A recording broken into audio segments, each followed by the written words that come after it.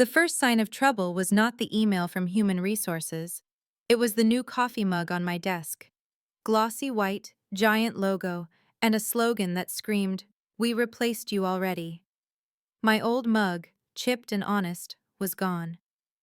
I stood in the operations bullpen of Glassway Dynamics while the building woke up. Screens flickered on, printers coughed. Above it all, the data center fans kept their steady roar. I built that roar. My name is Dana Reed, Senior Security Architect. I designed the access vault that protects patents, payroll, and client clinical data. I also designed it to survive the most common threat in corporate America: an executive with a fragile ego. His name was Nolan Pierce, Vice President of Operations, a man who treated every specialist like furniture until he needed them. At 9:03 a.m., my badge stopped working. Not a glitch, a clean denial. The reader flashed red. Security walked me to conference room Cedar, the windowless one where the air smells like cheap cologne and consequences. Inside were Nolan, our general counsel, and two board members who looked bored in the way only stock options can make you bored. Nolan leaned back and grinned. "Dana," he said, "we are restructuring. Your role is being eliminated effective immediately." I did not sit. "Restructuring," I repeated. "Interesting timing, considering the compliance audit is next week." Nolan waved a hand. "The audit is handled. We are moving to a modern model. Less gatekeeping. More brand." "Brand," I said. "You mean the influencer you hired to replace me?" A board member lifted an eyebrow. Nolan stiffened. "We hired a consultant to streamline culture." "You hired a ring light with a payroll account," I said. The general counsel slid the exit folder toward me. "Dana, we just need you to sign the offboarding release. It confirms systems and credentials have been transferred." I laughed once. That would be a lie. I do not sign lies. Nolan smiled like he had been waiting for this. "Do not get dramatic.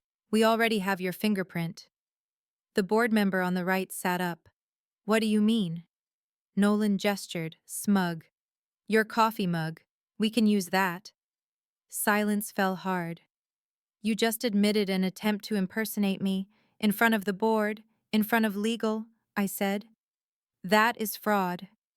His grin twitched. I placed my phone on the table, screen down. "Yesterday you bragged about this plan in the hallway. I recorded you. I recorded you saying you would use my mug to bypass the vault, then blame me if it triggered an alert." The general counsel went pale. "Terminate me if you want," I said. "But the vault, lockjaw, is bound to my fingerprint, not a cup you can steal from a desk." Nolan opened his mouth to argue. I cut him off. "The board meets at 4. Bring your influencer. Bring your mug. Bring your ego. Then watch what happens when Lockjaw asks one question. Who are you, really?" I left conference room Cedar with the exit folder untouched and my phone in my pocket like a loaded document. Nolan thought he had me cornered. He had not cornered me. He had booked my stage time. I went to the lobby to see the replacement with my own eyes. Nolan had been bragging for weeks about fresh energy and modern optics. Translation: someone who could smile through ignorance and call it leadership. A woman in a cream blazer was filming herself near the company logo. A tiny microphone clipped to her lapel like she was reporting a disaster. She looked up and scanned me without really seeing me. "This must be the new IT girl," she chirped to her phone. "Glassway is finally upgrading from basement goblins to actual vibe." Then she noticed my lanyard and smiled wider. "Oh, hey, facilities. Can you point me to the executive floor? I am Marla Shine. You may have seen my series called How to Fire a Problem Employee in 3 Easy Steps." I kept my voice calm. "Marla, have you ever worked in cybersecurity?" She laughed. "Babe, cybersecurity is just good passwords and positive affirmations. If you manifest trust, the hackers can feel it." I leaned in, just enough to hit her microphone. "That is adorable. And that is exactly how companies get sued into the ground." Her smile tightened. She swung the camera away from me, like I was bad lighting. I walked out to my car and opened my notes app. I titled the page, Today's Funeral. 1. Play Nolan's coffee mug confession for the board. 2. Expose Marla as an unqualified hire. 3. Remind everyone that Lockjaw is not a toy. Lockjaw was not just a login screen. It was the reason the company survived the breach 6 months ago, the breach that started with one idiot clicking a fake invoice. The attackers did not steal our patents, but they got close enough to scare the owner, Everett Klein, into finally listening to the person who understood risk. Everett called me into his office after midnight, hair messy, voice smaller than his title. Dana, fix it. Make it so nobody can ever get in again. Nobody is a dangerous requirement, I told him. It includes your favorite executives. He blinked. Then he nodded. Do it. So I built Lockjaw. Root-level access keys tied to a biometric credential stored in a hardened enclave. Not a picture. Not a smudged print you can lift with tape like a cheap detective. A live fingerprint with pulse detection, plus a rotating cryptographic token only my secured device could generate. Then I made Everett sign policy. No transfer of root access without a board witness transition. 14 days, 2 signatures, a paper trail. Because I had been burned before, and I was done being the disposable magician. At 3:47 p.m., my phone buzzed. A calendar invite from legal. Board meeting, 4 p.m. Mandatory attendance. Nolan was confident. He thought the board would clap while he paraded Marla around like a new sports car. I started the engine and drove back to the building. Time to teach them the difference between a cup and a fingerprint. The boardroom at Glassway Dynamics was built to make people feel small. Long table, cold lighting, a wall of awards that whispered, "We are important, even when we are wrong." Nolan Pierce strode in at 4 p.m. sharp like he owned the oxygen. Marla Shine followed, phone in hand, recording even though the agenda said no devices. Nobody stopped her. Everett Klein sat at the head of the table, founder and majority shareholder. He looked tired, the kind of tired that comes from paying people to create problems. Nolan clapped once. Thank you all for joining. We have a culture upgrade to discuss. Marla waved like this was a live stream.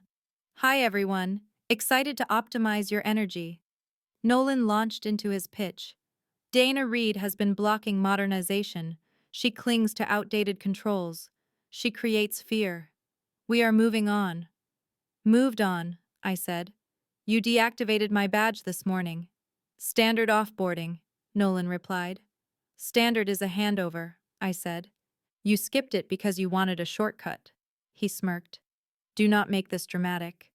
I looked at Everett. May I play something for the board? Everett nodded. Do it. I placed my phone on the table and pressed play. Nolan's voice filled the room, crystal clear. We already have your fingerprint. Her coffee mug. We can use that. Silence hit hard. The general counsel stared at Nolan like he had swallowed a nail. One board member whispered, Are you serious? Nolan snapped, That is out of context. Marla laughed nervously. It is literally just a mug. Everett leaned forward.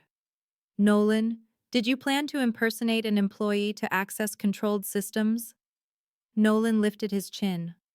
It is efficiency. We have her print. I kept my voice calm. Using a stolen biometric residue to gain access under my identity is fraud. It creates a false audit trail. Our clinical clients require identity integrity. A false identity event is reportable. The general counsel cleared his throat. That is accurate. Nolan pointed at me. See, this is what she does. Fear. No, Nolan, I said. This is what you do. Cut corners, then call it leadership. Everett turned to Marla.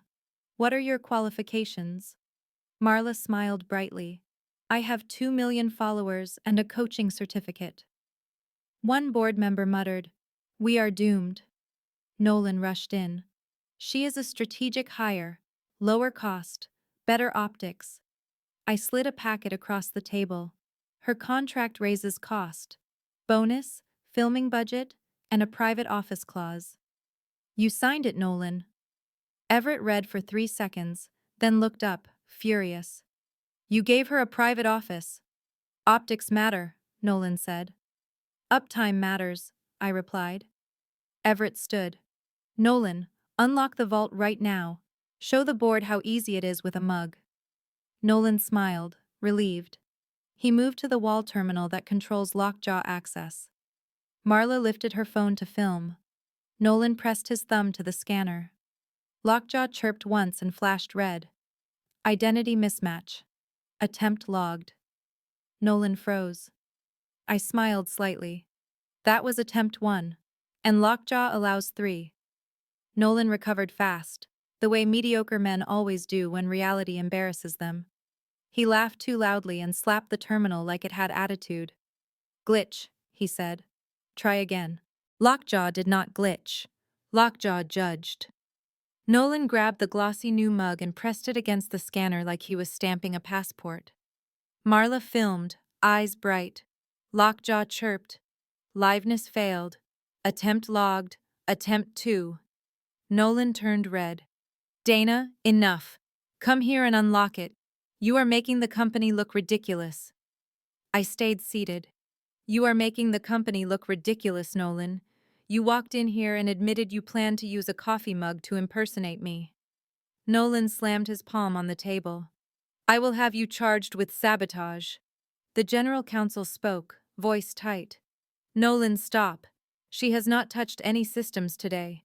Your actions are documented. Marla scoffed. You just reset everything and move on. A board member snapped. This is regulated data, not content. Everett leaned forward. One more attempt, Nolan. Then we are done. Nolan swallowed and pulled something from his pocket. A silicone fingerprint pad. He smirked like he had invented security. I stared at it. You brought a counterfeit biometric tool into a board meeting. I came prepared, he said.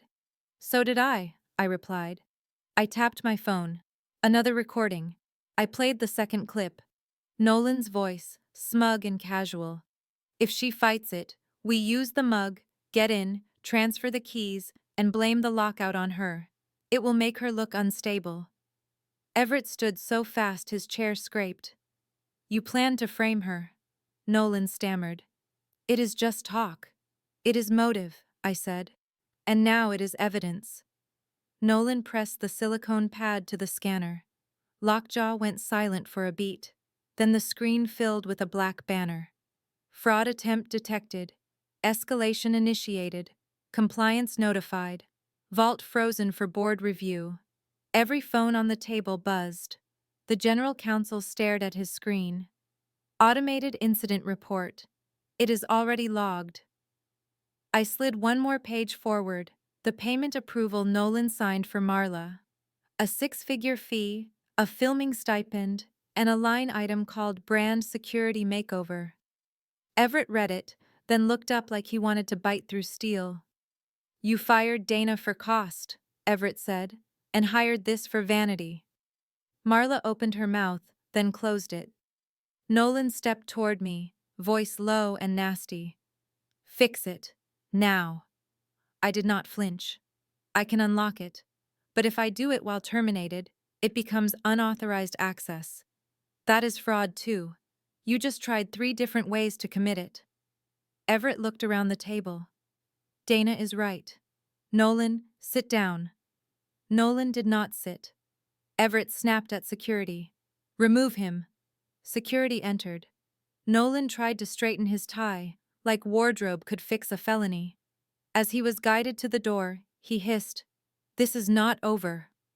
I smiled, calm as a green status light. Nolan, it is over. You just do not have access to your own ending yet. Security closed the boardroom door behind Nolan, and the room exhaled. Marla sat stiff, phone face down now, suddenly allergic to recording. Everett Klein rubbed his forehead. Dana, I owe you an apology. Save it for the audit report, I said. The general counsel cleared his throat. Lockjaw is frozen. We need you to restore administrative function. And we need to know how far Nolan got, a board member added. I opened my laptop and turned it so everyone could see. Lockjaw keeps receipts. 3 denied attempts today, and 2 earlier this morning from the executive terminal. Nolan tried the mug, failed liveness, then triggered a warning escalation. He tried to erase the log. He could not. The system is tamper-resistant by design. Everett looked ill. He tried this before he fired you. Yes, I said. He wanted a lockout, a scapegoat, and a viral hero to rescue the company on camera. Marla finally spoke, voice small. I did not know about any fraud. A board member replied, You did not know what a firewall was either, so your ignorance is not a defense. Everett looked at me. What do you want, Dana? I did not pretend to be humble. A written correction stating I was not terminated for cause. Immediate termination of Marla Shine and cancellation of her contract for misrepresentation. Permanent removal of Nolan from leadership. And a board resolution naming me Interim Chief Information Security Officer with authority over access policy. Everett glanced around the table. Heads nodded. Done, Everett said. Now unlock the vault. I stood and walked to the wall terminal. The scanner waited, silent. I placed my thumb on it. Lockjaw chirped. Dana Reed verified. Board witness mode active. Root function restored. The banner vanished. The vault unlocked. I added, There is also disclosure. Nolan's fraud attempt triggered compliance notification. The audit team will ask why a vice president thought a coffee mug was a credential. Everett made a grim sound. I will handle that. Marla stood abruptly. This is insane. I have followers. Everett looked at her, flat. Then go follow your exit. Security. 2 guards entered. Marla tried to argue, then realized nobody cared. She walked out, heels clicking like a countdown. Everett extended his hand. Welcome back, Dana. On your terms. I shook it. As I left the boardroom, my phone buzzed. An internal email blast. Nolan Pierce separated from Glassway effective immediately. Interim security leadership appointed. All staff reminded that impersonation, credential theft, and harassment are termination-level offenses. 10 minutes later, Nolan tried to message me from his corporate email anyway. It bounced. I had already executed the termination access checklist, clean and boring and airtight. His account was locked, his badge was dead, and his attempt was logged. No drama, just policy. The kind he used to call gatekeeping. Back at my desk, the glossy propaganda mug was still there. I picked it up and dropped it in the trash. Then I pulled my old chipped mug from my bag and set it down like a flag. Because fingerprints unlock systems, but integrity unlocks careers.